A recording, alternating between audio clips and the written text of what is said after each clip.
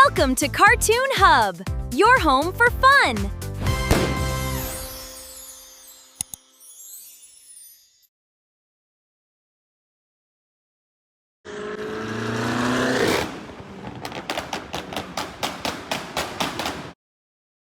ඔන්න පුතේ අපි අපේ ගෙදරට ආවා ඉතින් ඈ. මේ තියන්නේ අපේ ගෙදර. මොනවා මේ තරම් දුගිය යකෝ මේක ගයක් නෙවෙයි මාලිගාවක් වගේනේ. මොනවාද පුතේ කල්පනා කර කර ඉන්නේ? යන් ගේ ඇතුළට. යන් හරි එහෙනම් මේ දුව ඔයා පොඩ්ඩක් මේ ශගීට පෙන්නන්නකෝ අපේ ගෙදර. මායි අම්මයි දෙන්න පොඩ්ඩක් මෙතන හාන්සි වෙනවා. මහන්සිනේ. ඒ හින්දා පොඩ්ඩක් හාන්සි වෙන්නම්. ඔයා ශගීට පෙන්නන්නකෝ අපේ ගෙදර වටපිටාව හැමතැනම. හරිද? හරි තාත්තේ මම පෙන්නන්නම්. ශගී එන්නකෝ මේ පැත්තේ. යා කොල්ල පොඩ්ඩක් බය වෙලා වගේ නේද නෝනි? ඒක නම් හැබැයි මහත්තයා මම හිතන්නේ ගේ එහෙම දැක්කින්න තමයි කොල්ලට බය හිතෙන්නේ නැත්තේ. ඔයා පොඩ්ඩක් කතා කරන්නකෝ චුට්ටකින් ගිහිල්ලා. හරි මං කතා කරලා බලන්නම්. මේ තියෙන ශගී අපේ අම්මලා එහෙම නිවුස් බලන තැන. මෙතෙන්ට ඇවිල්ලා තමයි උදේට එහෙම නිවුස් බලන්නේ. රැට උදේට නිවුස් බලන්න ඔය එක එක පැරග්‍රාෆ් කියවන්න මෙතෙන්ට තමයි එන්නේ. අපි අර ඉස්සල්ලා හිටියේ ටීවී ටෙලි ඩ්‍රාමා කතා එහෙම බලන්නේ එතන තමයි මූවිස් එහෙම බලන්නේ. අපි අර ඉස්සල්ලාම ආපු තැන තමයි. එතන අර ලොකු මේ ටීවී එකක් තිබ්බා. එතන තමයි අපි ඒව එහෙම බලන්නේ. මෙතන තමයි නිවුස් එහෙම බලන්න ඔය පොඩි පොඩි දේවල් බලන්න මෙතෙන්ට තමයි එන්නේ. ෂා මරුනේ. ඔයාලා ගෙදර නම් ලස්සනයි යා. ඉන්නකෝ තව ලස්සන දේවල් තියෙනවා මම පෙන්නන්නම්කෝ ගිහිල්ලා. යන්කෝ බලන්න. මේ තියෙන්නේ ශගී ඔයාගේ ගේමින් රූම් එක. මේක තමයි ඔයාටම හදපු ගේමින් රූම් එක. අපේ තාත්තා තමයි මේක හැදුවේ. මොනවා? මේ ගේමින් රූම් එක මගේද? මට හුඩු වෙනවා.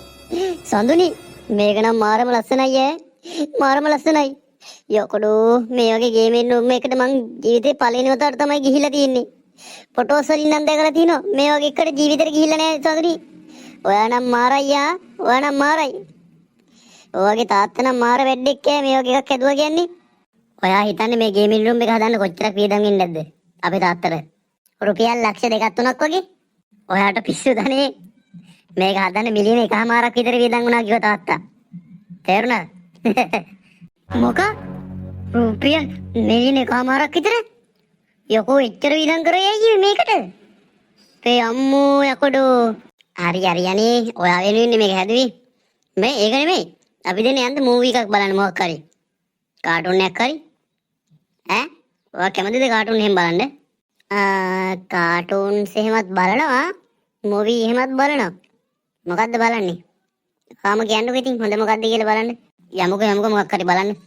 හැබැයි මූවිස් බලන තැන නම් අම්මලා එහෙම මොන හරි බලනවද කොහොද? එහෙම වුණොත් අපි අර නිවුස් බලන තැනට යමු. අපි එතන ඉඳලා මොන හරි මූවි එකක් බලමු. යමු. මොකද ශකී බලන්න හොඳ? ඔයාම කියන්නකෝ බලන්න ඉතින්. ඔයා කාටුන්ස් බලන්න කැමති නම් ඉතින් අපි කාටුන් එකක් බලමු. එහෙනම් අපි ලේඩි බග් කාටුන් එක බලමුද ශකී? නැත්නම් ඔයා බලන්න කැමති මොකක් හරි බලනවද? අපි බලමු මොකද්ද කාටුන් එකක් බෙන්ටෙන් බලමු. මොකෝ කියන්නේ? ෂා මරුනේ. අපි එන බෙන්ටෙන් බලමු. ඔයා බෙන්ටෙන් දාන්නකෝ. ඉන්න මන් දාන්න. මන් නෙමෙයි පැන ගන්න ඕනේ පියස්. මං ඔයාලට වැඩි පියවර බෙන්ටෙන් අන්තිමට පොඩි කාලේ බැලුවට පස්සේ තමයි මම මේ පළවෙනි පාරට බලන්නේ ආපස්සට. මමත් පොඩි කාලේ බැලුවට පස්සේ මම මේ බලන්නේ ආපස්සට. ලයිට් මධ්‍යස්ථානයේ හරි භයානක. පුතේ මං ඔය ළමයි පුතේ කිව්ව නේද මෙතෙන්ට එන්න. මේ කැම ගන්න දෙන්නකෝ. පුතේ ඇහෙන්නේ නැද්ද? ඔයා කියන්නේ පස්සේ එන්නම් කියලා. අපි මේක බලලා යමු. අම්මේ චුට්ටකින් එන්න. අපි දෙන්න මේ කාටුන් එක බලනවා. මේක බලලා එන්නම් සරික. ආකෝ. චුට්ටකින් එන්නකෝ එන.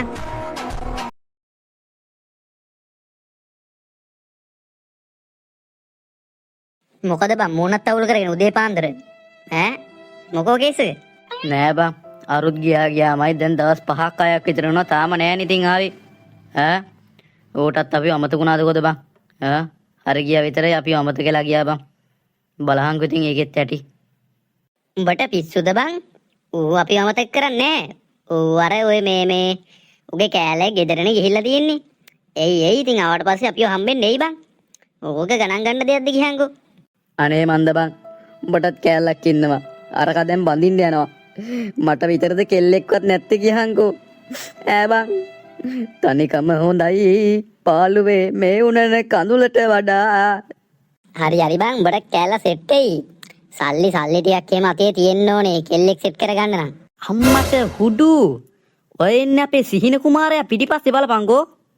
අම්මට ශැගියා උඹ ආවද බං?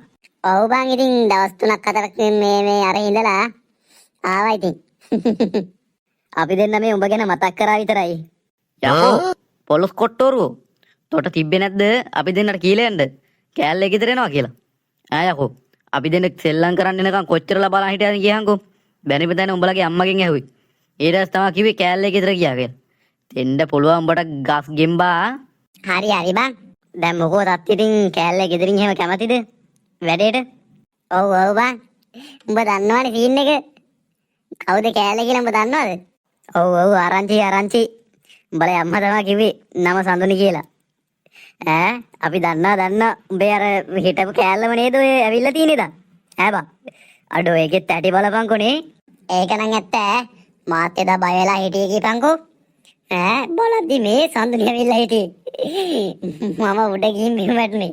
ඇති ඔළුව පරාලෙකවත් අදුන් නැතුව. හරි ඒක නෙමෙයි. දැන් මේ ගෙවල්නුත් කැමති එකේ වෙඩිම ගන්න නැද්ද උඹලගේ? බං. වෙඩින් එක කියන්න තමයි බං මම මේ ආවේ. අනිද්දා වෙඩින් එක. අඩෝ මගේ ජීවිතේ ලබන පට්ටම සතුට දවස තමයි බං අනිද්දා. මේ උඹලා දෙන්න අනිවාර්යෙන් එන්න ඕනේ උඹලා දෙන්න අනිවාර්යෙන් එන්න ඕනේ. මොක? සඳ බොඳ වෙනවනේ ඉතින්. යකෝ අනිද්දට දාගත්තේ ඇයි කියපංකෝ?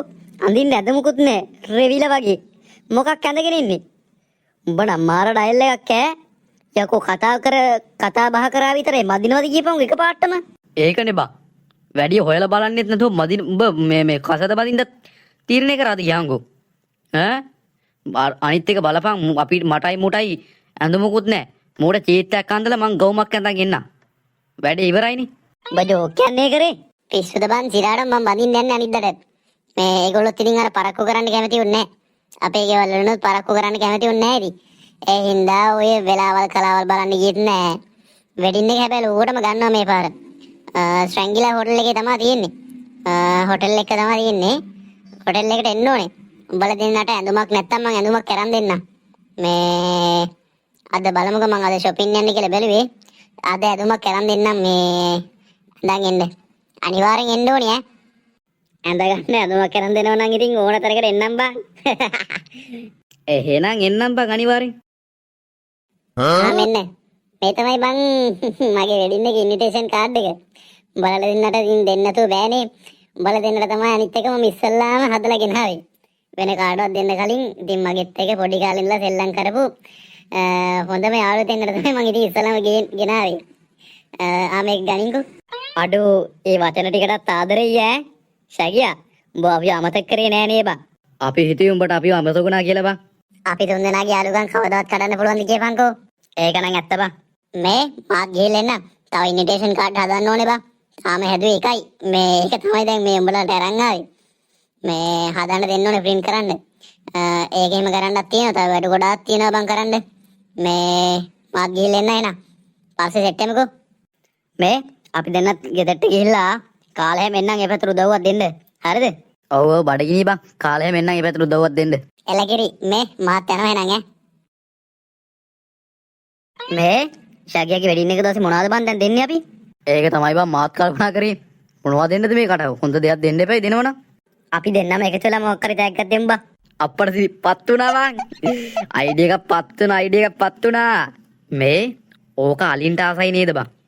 උඹට මතකද අර මේ ඇතින්න මැරුණේ මේ ළඟදී අර අලි වැටියෙක් හිටි. අපි ඒකව ගිහින් දෙමු බං. මොකෝ කියන්නේ? අඩේ ඕනේ මාතු මමලා ගෙදරනේ එකයි ඉන්නේ. ඔව් බං ඒ තමයි ඉන්නේ.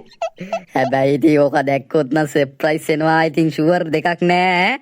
අඩෝ උඹටත් එනේ සුපිරි අයිඩියා නේ බං. ඕකට බලු පට්ටියක්වත් ගහලා අලි පැටියට මොනාරි තීන්ත පාරක් හරි ගහලා එකයි යවා. අඩෝ වැඩිම දවසට දෙද්දි ඌ සර්ප්‍රයිස් වෙයි ආය මොකුත් නෑ. පට්ට ආතල්ලක් ගන්න පුළුවන් ඔව් ඒක ඇත්ත. කළුම කළු පාටයිනේ බං. ප්ලේන් පාරක් ගන්න ඕනේ පොටි පාරක් ඇඳලා. Nippon pain හොඳයිනේ. රතු පාට ගන්නවද? සුදු පාට ගන්නවද? රෝස පාට ගන්නවද? අපි රෝස පාට ගාමුනේ. රෝස පාට හොඳයි රෝස පාට හොඳයි. හරි හරි යමංගෝ දැන් අරුට සපෝට් එකක් දෙන්නත් එපයි. ගෙදරට ගිහලා කාලෙම මෙමු. ඔව් ඔව් යම පරක් වෙනවනේ.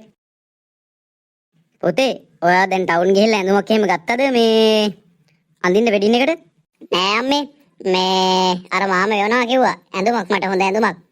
මං හිතන්නේ එයාම අරගෙන තියෙන සල්ලි දීලා. මට එවන්නම් කිව්වා මේ ඩිලිවරි කරලා. එහෙනම් අවුලක් නෑ. ඔයා ඉන්විටේෂන් කාඩ් ටික හැදුවද?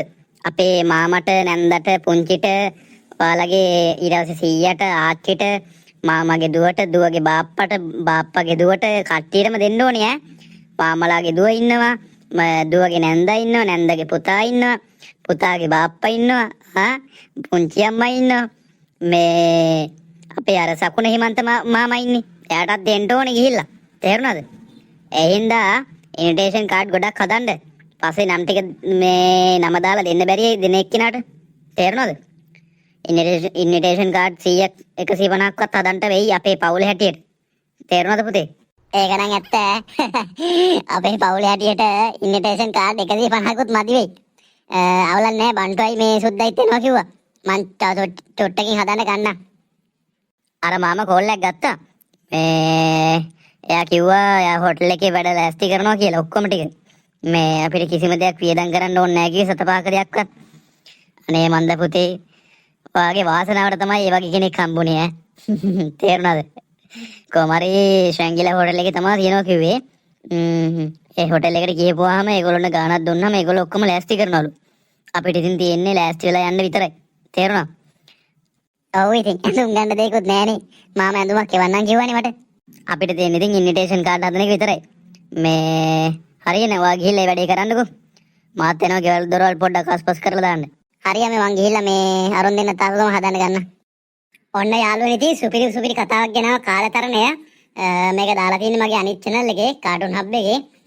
ඔයාලා බැලුවේ නැත්නම් දැම්මම ගිහිල්ලා බලන්න. අනිත් එකේ චූටි ඉල්ලීමක් තියෙනවා යාළුවනේ කරන්න. මගේ කාටුන් හබ් channel එකේ රීච් පහලා තියෙන්නේ පොඩ්ඩක්. පුළුවන් හැමෝම subscribe පාරක් දාලා comment එකකුත් අනිවාර්යෙන් දාන්න ඈ. අපි එහෙනම් අදට ගිහින් එන්නම්.